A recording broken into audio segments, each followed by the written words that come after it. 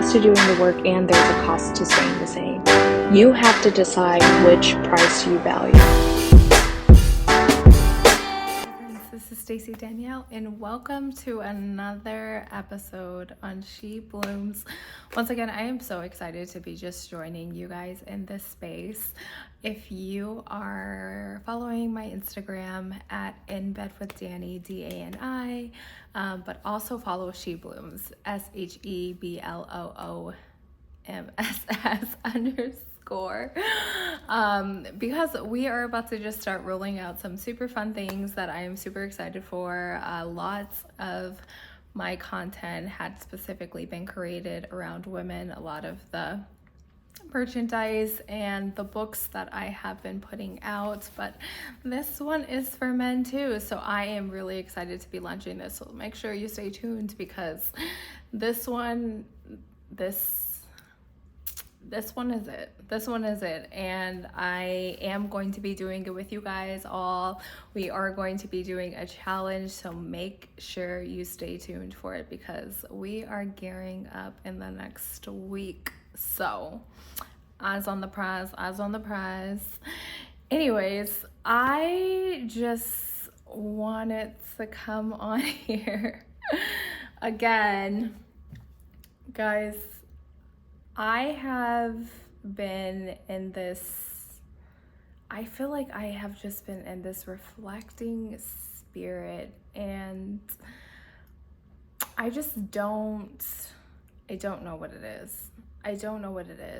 I have been analyzing myself, mainly, like genuinely analyzing myself and my relationships and the people that I have come in contact with, the lessons that I have learned in the process, and kind of where I'm at this period in my life. I was having a conversation with someone, and they were essentially kind of like, you don't allow anyone in close enough to even get hurt at this point in your life. And I was taking a step back from that, because I feel like I am very open, I am very vulnerable, and I'm always open for relationships. And so what did I do, right? Like, I think obviously we do have to take the stuff that people say with a grain of salt. And don't get me wrong about that. Like, I genuinely believe that the stuff that people say to us, we have to be very diligent about where it is coming from. But there is also an element that we cannot always see ourselves.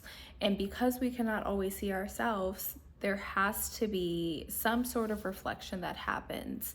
And what I did with that information is I asked a close friend about it, and that close friend was like, yeah, sometimes, like, I feel like you're open, but you're really not.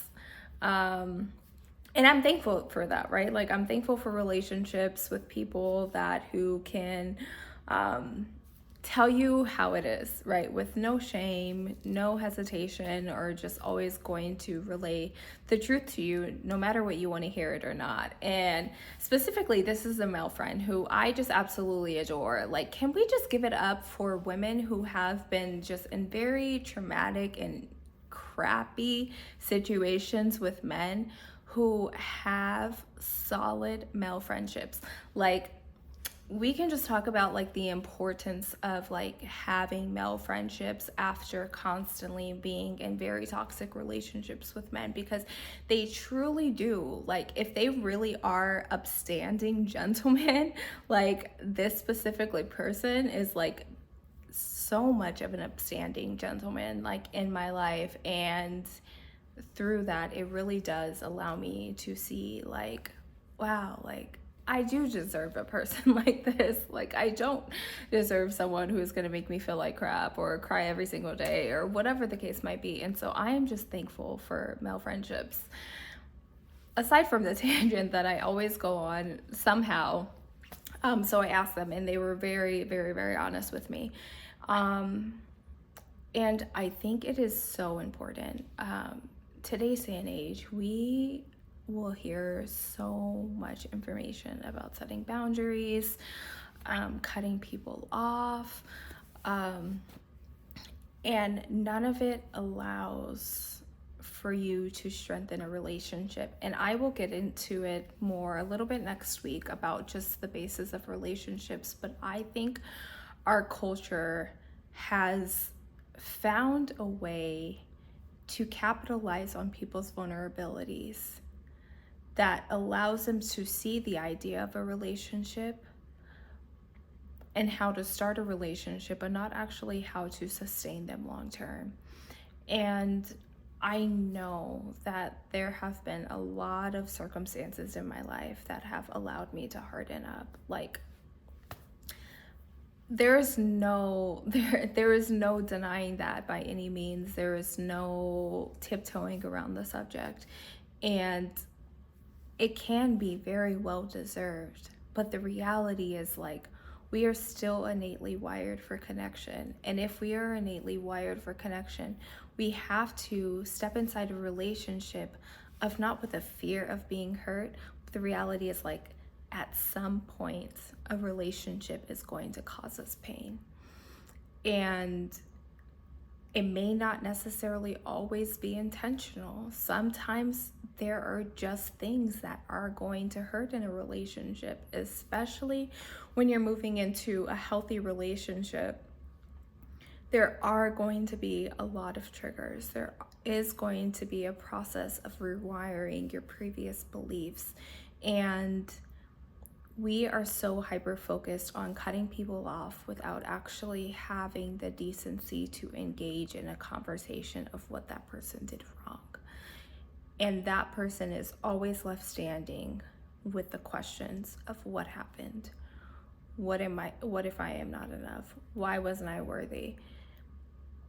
We have to do better. We genuinely have to do better as human beings, because we want the same respect, we want the same consideration from others to tell us what it is, show up for us, consider us in their process, their thinking, how they're feeling about us. But we also have to take analysis, like, are we doing the same thing? Like, are we also showing up for that relationship? Are we also considering them? And it's easy to set up boundaries, but sometimes those boundaries have become walls. And there is no denying that truth of our boundaries have made it so hard for people to actually penetrate our hearts. We want to be loved. We want to be loved unconditionally, but we are holding a bag full of expectations. And one thing that I've realized is one of the number one reasons of failed relationships is due to the uncommunicated expectations of the relationships. We cannot grow a relationship with people if we're holding a series of expectations that we haven't even communicated to the other person. How do you expect someone to be in a relationship with you when you have all of these outstanding needs, but they never get presented to the person? And then in that, you start to get upset and start to create this divide or the situation or this uncommunicated space because your needs are getting met, but the reality is you have never actually communicated them in the first place. We have to be intentional about the information that we're consuming on our everyday lives. We will see this whole idea of, oh, the right person is just gonna know. No, there's no truth to that. Like, no person in the entire world is going to understand or know what it takes to actually love you. You are the catalyst of every single relationship in your life. And because of that, you have to do the self-work and understanding of who you are as a person. You have to be intentional about doing that discovery phase and figuring out What is it I need in specific moments? What do I need when I'm feeling anxious? What do I need when I'm feeling depressed? What do I need when I genuinely need space? And how are you communicating that to the other person? So then that way they don't feel abandoned. We are going into relationships expecting for people to know how to show up for us. We're going into relationships expecting they should know how to love us. And we are always setting ourselves up for failure. Sure, we can use the guidance of God. We can use the guidance of Christ. That person can be so big on his spiritual walk and know what it takes for him to feel loved. But that doesn't necessarily mean that they always know what it means to love you. Like how are you communicating that to the other person, and how are they receiving it? We often talk about love languages.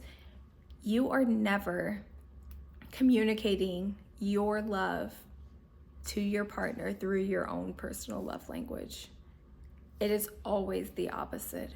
We have to learn our partner and figure out what it takes for them to be loved in order to be in a relationship. The strength in the relationship is understanding. And once we get to a place of understanding who our partner is, then we can actually fully love who they are. The idea of self-love was never to take away from the idea that you don't need other people. In fact, the idea of self-love is to strengthen yourself so then that way you can fully show up in relationships with other people. Like, you can have them both. You can have love for yourself and have love for others. And the reality is that as you love yourself more, all you can do is love others better. It really does work in conjunction with each other. And so when I am doing like my coaching, when I'm doing my counseling, when I am writing these books, it's important to go at it from the lens of like, how can I learn more about myself? How can I curate and put more love into myself? So then that way, all that's left is for me to pour this into somebody else. So I can coach somebody else how to love me. So I can show up in a relationship fully without completely taking away from myself. That space and that discovery period is paramount to you being able to enter into healthy relationships. And I think often we forget that step. We forget what it means to be in relationships with ourselves, and we immediately jump into relationships with other people. And when we immediately jump into relationships with other people without actually first fully being in a relationship with ourselves, it is more likely to fail, because now we are sacrificing ourselves. Now we are giving up ourselves. Now we are losing ourselves in the relationship, and we're like, oh, this relationship is toxic, it's this, it's that. But it's like, no, like, you haven't fully gotten a grasp of who you are before you actually entered in that relationship, and you intertwined your entire self in that relationship with your partner, not understanding who you are. And trust me, I am guilty of this. Like, I love, and I'm not afraid to admit it. Like, I love love. Like, I love romance. I love love. I love the feeling of being loved. And I have been in relationships with people where I am pouring my love into them fully, but I forgot to also pour that love back into myself. And when you are so hyper-focused on the needs of other people and not actually focus on what you need, that is codependency. Like, there's no gray area. That's codependency. So it's, how can I show up for myself so that way I can show up for my partner? And how can we show up for each other so this relationship will actually move forward. The strength of your relationship will be the strength of your own personal identity. And when you have discovered your own identity, oh my God, my voice is never coming back. When you have discovered your own identity and you know who you are, you know what you want, you know what is required to be in relationship with you. When you find that person, you will no longer have the idea that they should just know. It'll come naturally to you to uncover who you are, what it takes to be in relationship with you. So then that way that relationship should flourish. So I want to ask you this. Do you genuinely know who you are, inside and out? Do you know what it takes for you to be loved? Do you know what it takes for you to be understood? Do you know what it takes for you to be heard? And if you do not know those answers to that question, it's time for you to do a little self-analyzation and figure out who you are and how you expect your partner to show up, so that way your relationships will flourish.